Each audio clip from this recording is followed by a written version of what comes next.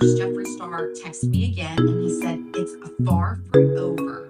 Gage got out safe, and that was after we had uploaded our video where James had sent us all of the text messages between him and Gage. So he said, wait for the others. He said, Shane and I feel like this weekend something bad is going to happen with all of this. James is playing with so much fire right now. He goes on to say, Manny 2.0 calling it now. Wait for someone to upload their video on James this week. You're gonna gag. Which I can only assume is Jeffree talking about that he thought that Bye Sister was gonna go live. And this may be evidence that what Tati was saying about Jeffree manipulating her behind the scenes may have been true. That Jeffree was talking in Tati's ear about James being a predator and telling her that he had all these people who were turning on him and everything was coming out. Gage kept coming out and told his story, and Jeffree assured Tati that more people were going to come out. And as Gage's video starts to get traction, there are other people on the internet, verified, unverified accounts, people saying that they also had inappropriate interactions with James. So this statement that I'm about to read, the person said this actually wasn't real, but this is what she said at the time, and this is what Tati and everybody else watching thought was real. The account said, throwback to when James Charles catfished the entire soccer team in high school, pretending to be a girl so he could get pics. So glad to know he's still free. As if life wasn't complicated enough for James during this time period, on May 2nd, he gets a random text message from Sam, the waiter from Seattle, also known as the busboy from Bellevue. He gets this text message. What James doesn't know, he may have suspicion, he doesn't know, this is a trap. Sam tells James that he's changed his mind, that he regrets his decision, and that he is gay, and he does want to open up that communication and possibly be in a relationship with them. James responds, hey, I can't be in a relationship with you right now. He had a lot going on, legitimate with it. I don't want to play it for you because it was recorded illegally, so just know that it is a recording of Sam holding his phone and someone recording Sam holding his phone, and James is like rubbing his face like, what, dude? Like, I just, was I seeing Gage?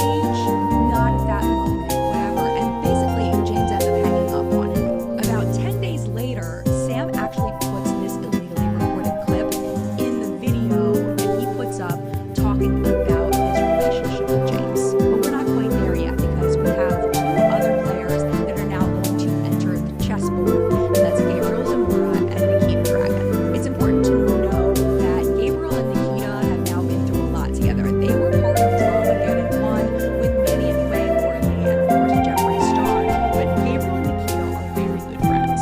And Gabriel had gotten a reputation for keeping it 100. It was this whole thing that he was going to be the one to be honest and real and tell the truth. So Gabriel, being on that true quest, uploaded a video called Makeup and Opinions, and about halfway through the video, he starts talking about Tati and James. Holly Sonne, James betraying Tati and having his mom do his dirty work. I guess I'm confused, and this is just me. I don't get where the betrayal was. Like, if we're keeping it 100, this is just my opinion, and I'm just going based off of, let's first go based off of what we just seen on the internet, right? IG stories were posted.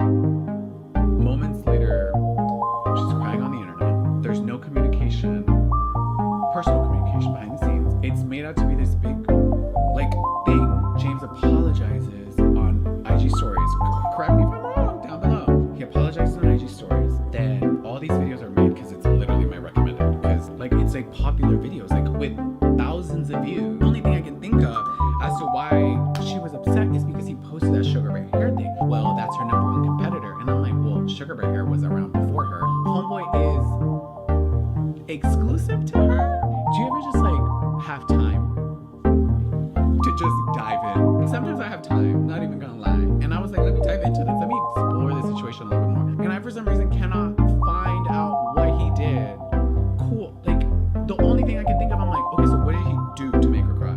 Promote Sugar Bear Hair? My favorite thing to do in a situation is always play devil's advocate. I know for a fact that there is a influencer coming out with a vitamin collaboration. And it's not with either brand that we're discussing. And this is someone who, I'm trying to find a nose contour brush. Okay. This is someone who James is friends with. James has had on his channel. So I'm confused as to, wait, so he can't promote that? And even then, I saw a video that said, well, how would so-and-so feel if Gabriel promoted a competitor? Bitch, if I want to promote the KKW brightening powder, or if I want to promote the Dragon Beauty brightening powder, trust me when I tell you, Nikita don't give a f. Okay?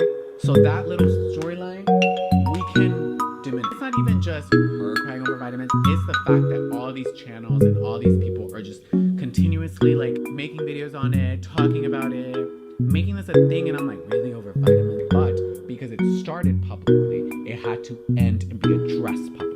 Does that make sense? So if you're gonna go on the internet and cry and heavily imply that there's a horrible human being and everybody can get what it is, girl, sit on the internet and talk about it then. Tati would later blame Gabriel Zamora and this video and Gabriel calling her out on the dance floor as the reason why she uploaded, as well as one of the reasons why she